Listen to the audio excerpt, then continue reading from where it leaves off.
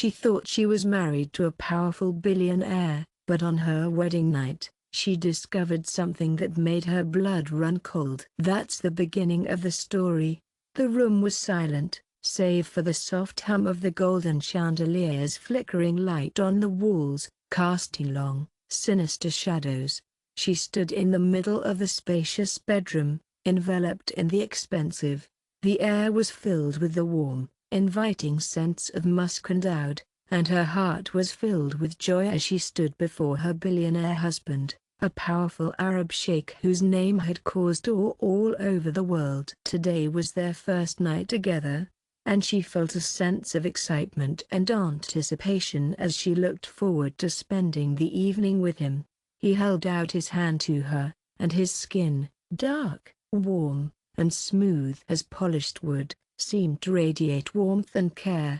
However, she felt a slight sense of unease, as if something was wrong, despite the positive atmosphere. His gaze was too intense, too attentive, and it left her feeling a bit uncomfortable. A gentle run through the park, just the two of them, trying to enjoy the fresh air. She took a deep breath, trying to keep her cool. His hand slid around her waist. The touch was gentle, but there was a hint of hidden anxiety in it. She looked into his dark eyes.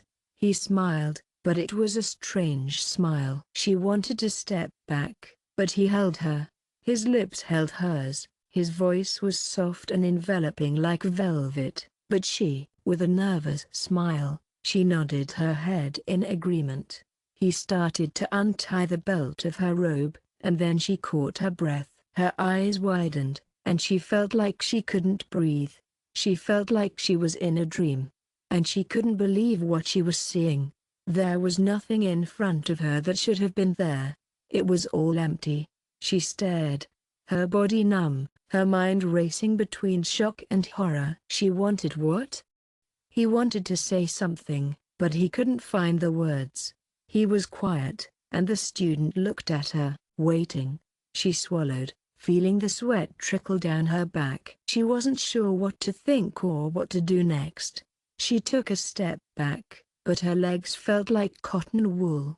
Her breathing became erratic, and her head spun. She thought for a moment that this was some kind of joke, but he didn't answer, just stared.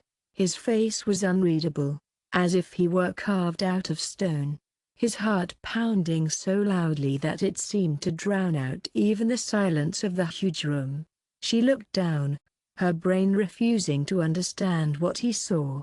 He's not a man, but how is it possible? Like a billionaire, a powerful sheikh, a man whose name is known all over the world? How did he hide it? What does it mean? Her voice trembled. He took a step closer to her, and she felt his warmth and the faint, comforting scent of saffron. Her skin prickled with delight. "It doesn't matter," he said gently. But to her, it was of the utmost importance. She shook her head. "You deceived me," she said, her voice a soft blend of hurt and confusion. He sighed. "You're my wife. That's all that matters," he said, his voice a soft blend of concern and love. She felt the anger boiling inside her. "No, you lied to me," she said, her voice a soft blend of hurt and confusion. She broke off because there was something strange in his eyes.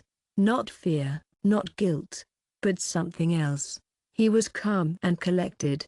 She took another step back. "Why don't you say anything?" she asked, her voice a soft blend of concern and curiosity. He remained silent, his gaze fixed on her with a warm, if slightly distant, smile.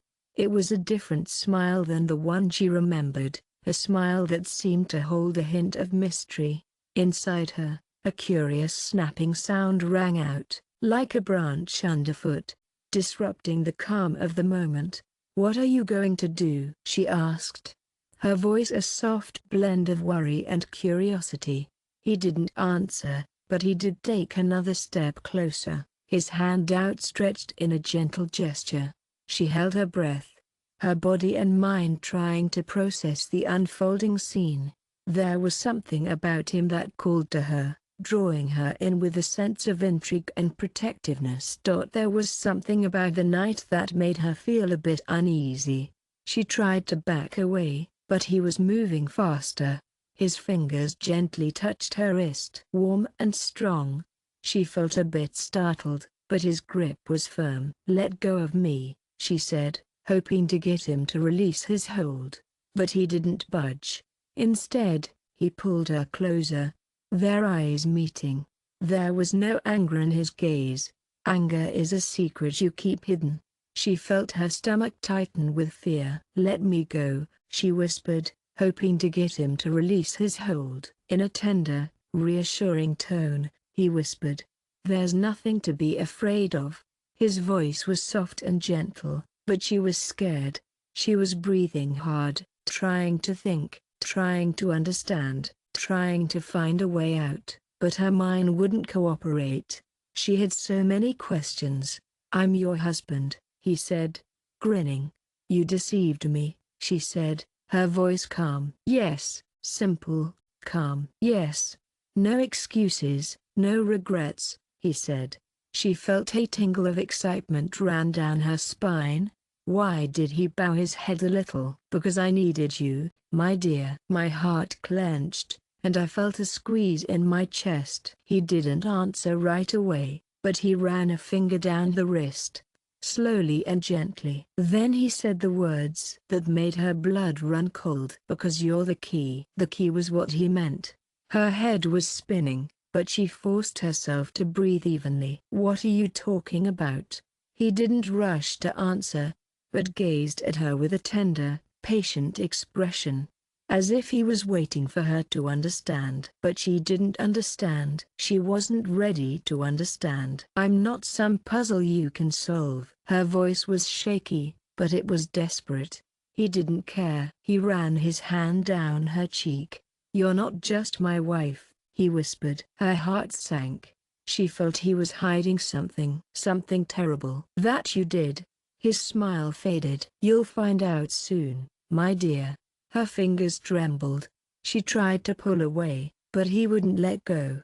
"You don't know what's going on, do you?" His voice was soft, almost caressing. She shook her head. "Everything you knew wasn't true." There was a pounding pain in her temples. "What are you talking about now that your life doesn't belong to you?" A chill ran through her skin, trying to. It was like a weight had been lifted. The mask had been removed, and now she was seeing her husband in a whole new light. He wasn't the man she had married, but someone else. Someone she didn't know, who she felt a bit uneasy. She swallowed, her heart pounding with worry. "Who are you?" she asked tentatively. Her voice was barely audible.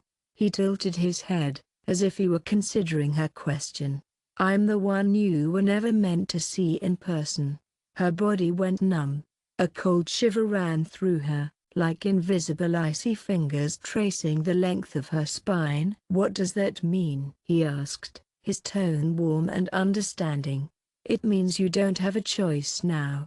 She tried to pull away, but he held her fingers, not letting go. "Let me go," she said, her voice a soft plea. "Where are you going?" he asked gently, his voice a gentle reassurance. Her voice was calm, too calm. She looked at the door. It was only a few steps away. But would she reach it? Would he let her? He saw her look up. He said it so simply, so calmly, as if he knew she wouldn't make it.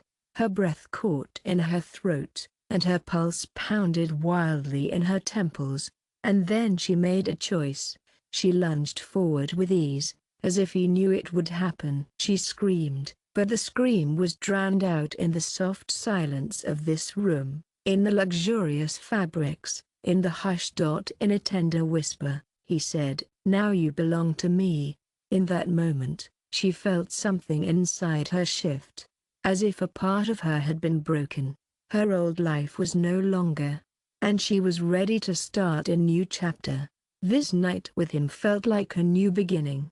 She was breathing heavily, her chest tight with fear. Her fingers were shaking, but not roughly, like she was playing, like she knew she couldn't leave anyway. "Let go," he said, his voice gentle. She whispered, trying to maintain some dignity, but he just leaned in closer, his breath brushing her cheek. "You still don't understand," she said, her voice shuddering. His voice was too smug, it seemed like he was enjoying this moment. "What have you done to me?" She was trying to figure out why her body felt a little strange. "My head feels a little weak. My thoughts are a bit mixed up. Something's not quite right." He smiled and soon realized that she blinked, fighting the weight on her eyelids. No, she mustn't lose consciousness. She mustn't let it happen. But her eyelids were getting heavier. Her strength was slowly draining. She tried to pull away again, but it was no use. He slid. His fingers gently touched her wrist. It was a strange feeling, like something was wrong, but she wasn't sure how to explain it. Her lips didn't move, and she felt like she was losing herself, sinking into darkness. Before everything went black, she heard him whisper, "Welcome home." She felt the coldness and emptiness of the darkness around her. She didn't know how long she'd been there, but it felt like it had been a long time. For what felt like hours, days, or even forever, she lay there, waiting for the world to turn. Then, in the stillness, she heard a rustle, as if someone was moving in the dark. She wanted to open her eyes, but her eyelids felt so heavy. Her body felt heavy, too. She tried to breathe, but her chest felt tight, as if the air was thick. Then, she felt a light touch on her hand. It was warm and gentle, but there was something eerie about it. "Wake up," he said, his voice sounding far away. She recognized him right away. He was the one she had never quite gotten along with, the one she had always been a bit afraid of. Her lips twitched, and she wanted to say something, but she couldn't find the words.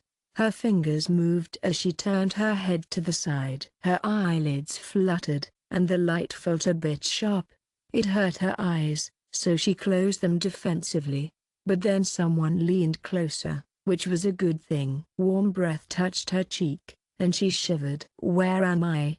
"Oh," she breathed, her voice soft and slightly unfamiliar. He smiled warmly at home. Her heart fluttered, and she tried to sit up, but her wrists wouldn't move.